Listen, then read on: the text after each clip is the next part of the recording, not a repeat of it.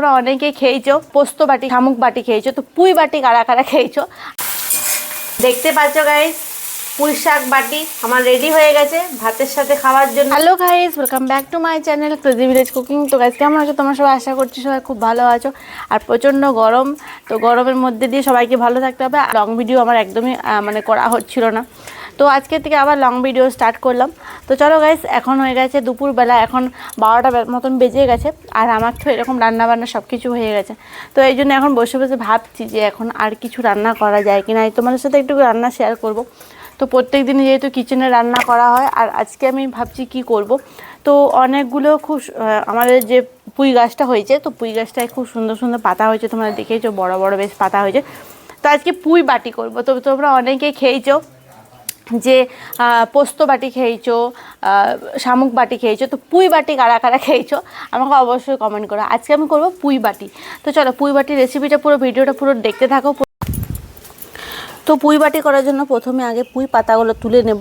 তো দেখতে পাচ্ছ পুঁই পাতাগুলো কি সুন্দর বড় বড় হয়েছে। দেখো এইখানে একটা পাতা আছে, কি সুন্দর বড় হয়েছে দেখো এই পাতাটা। তো কতগুলো পুঁই পাতা আগে দরকার পুঁই বাটির জন্য। তো তার জন্য পুঁই বাটির জন্য আগে প্রথমে পুঁই পাতাগুলো আমি তুলে নিচ্ছি। আমাদের গাছে তো বিনা সারে একদম পুঁই, তো দারুণ খেতে লাগে। আমি আগে আরেকবার করেছিলাম, মানে পুঁই বাটি নয়, সেটা হয়েছিল পুঁই বড়া করেছিলাম ঘরে। এই দেখো কি সুন্দর সুন্দর দারুণ দারুণ একদম, এগুলোতে মোটামুটি আমার হয়ে যাবে। পুঁই বাটির জন্য খুব বেশি পুঁইয়ের দরকার হয় না, কম কম করে পুঁই হলেও হবে। তো এই কটায় পাতা নিলাম। আর দেখো গাইস, আমাদের গোলাপ গাছটা কিন্তু ফুল দিতে শুরু করে দিয়েছে। কি প্রচণ্ড রোদের তাপ, আর রোদের তাপে আর কিছুই ভালো লাগছে না। আর আমাদের শশা গাছগুলো ডালি দিতে হবে। শশা গাছগুলো দেখতে পাচ্ছি কি সুন্দর বড় বড় হয়ে গেছে। তোমাদের তো লং ভিডিওর মাধ্যমে দেখায় হয়নি, লং ভিডিও যেহেতু আমার আপলোড করা হচ্ছিল না। তো আর দেখো কত সুন্দর সুন্দর, দেখো লোটে শাকও হয়ে গেছে। লোটে শাক তোমাদের তো শর্ট ভিডিওর মাধ্যমে আমি দেখিয়েছি, কত সুন্দর সুন্দর লোটে শাক হয়ে গেছে। তো চলো এগুলো পরের দিন নেক্সট তোলা যাবে। আর রোদের তাপ দেখতে পাচ্ছ। চলো গাছ, দেখতে পাচ্ছ আমাদের আতা গাছটা তোমাদের আগে দেখিয়েছিলাম কত বড় হয়েছে। আর আতা গাছে দেখো ফুলও চলে এসেছে, তাড়াতাড়ি খুব তাড়াতাড়ি আতা খেতে পাবো কিন্তু এবারে। তো চলো পাতা নিয়ে নিয়েছি, এরপরে চলে যাবো কিচেনে পুঁই বাটি করতে। তো পুঁই পাতা যেহেতু বিকেলবেলায় জল টল দেওয়া হয়, ওর জন্য পুঁই পাতাগুলোতে একটু একটু করে মাটি লেগে গেছে। তো পুঁই পাতাগুলোর জন্য ভালো করে ধুয়ে নিতে হবে।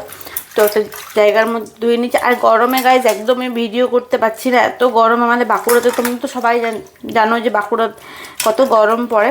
তো একদম এত গরম যে একদম কোনোই ভিডিও করতে পারছি না, না করতে পারছি কোনো শর্টস, না লং, কোনোই কিছু করতে পারছি না। প্রত্যেক দিনই লং ভিডিও আসবে, আর আজকের থেকে যতই গরম হোক লং ভিডিও তো করতেই হবে। তো চলো গল্প করতে করতে পুঁই পাতাগুলো ধোয়া হয়ে গেল। এরপরে পুঁই পাতাগুলো কাটতে হবে, ছোট ছোট করে কাটবো, ছোট ছোট করবো একদম।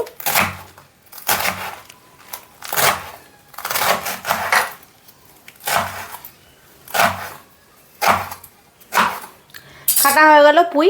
আর এটাতে কোনো আমি আলু দিচ্ছি না, শুধুমাত্র পুঁই দিয়ে করব পুঁই বাটি। আলু এখানে কোনো অ্যাড করব না।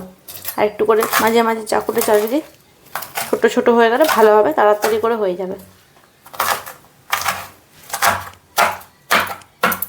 তো পুঁই বাটির জন্য হাফ চামচের মতন সর্ষে নিয়েছি, সাদা আর কালো সর্ষে অ্যাড একদম মিক্স করা আছে। তো কালো সর্ষে আর সাদা সর্ষে নিয়েছি,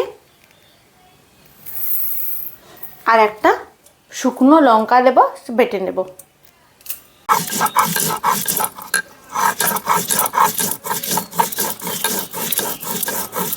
তো চলো গাইস, পুঁই বাটির জন্য এখানে আমি কড়াই গরম করতে দিয়ে দিচ্ছি, তেল দিয়ে দিচ্ছি সর্ষের তেল।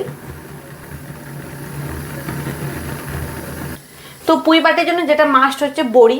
তো প্রথমে বড়িটা হাতে এরকমভাবে গুঁড়ো করে নিলাম, এরপরে দিয়ে দিচ্ছি তেলে, দিয়ে দিলাম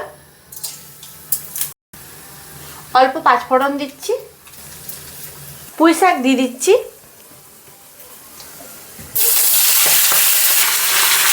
অল্প লবণ দেব, হলুদ, কাটা মশলা, বাটিটা ধুয়ে দিয়ে দিচ্ছি মশলাটা,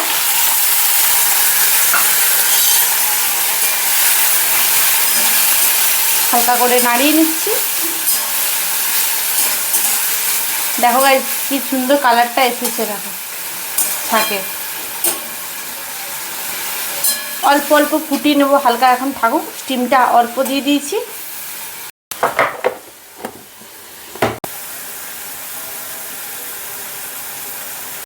দেখো গাইস জলটা একদম মরে গেছে, শাকগুলো ভালো করে সিদ্ধ হয়ে গেছে। আর দেখো বড়িটা একদম মিশে গেছে। এই বড়িটা যখন শাকের সাথে মিশে যাবে তখন এই মানে শাকটা আরও সুন্দর টেস্ট লাগবে। দেখতে পাচ্ছ গাইস পুঁই শাক বাটি আমার রেডি হয়ে গেছে ভাতের সাথে খাওয়ার জন্য। একদম গরম গরম ভাতে পুঁই শাক বাটি কিন্তু দারুণ লাগে খেতে। আর এই রেসিপিটা খুব তাড়াতাড়ি হয়, আর গরম গরম ভাতের সাথে না একদম দুর্দান্ত লাগে, ঝাল ঝাল একদম দারুণ লাগে খেতে। তো তোমরা এইভাবে বাড়িতে কিন্তু বানিয়ে খেও। এই রেসিপিটা কিন্তু খুব তাড়াতাড়ি হয়, তাড়াতাড়ির মধ্যে তোমরা বানাতে পারবে। তো চলো গাইস আজকে আমার পুঁই শাকের বাটি রেডি হয়ে গেল গরম গরম ভাতের সাথে খাওয়ার জন্য। তো তোমাদের কেমন লাগলো অবশ্যই আমার কমেন্ট করো, আর অবশ্যই আমার চ্যানেলটা সাবস্ক্রাইব করে নিও, পাশে থাকো। তো দেখা হচ্ছে নেক্সট একটা সুন্দর রেসিপির সাথে। তো তুলে নিচ্ছি গাইস।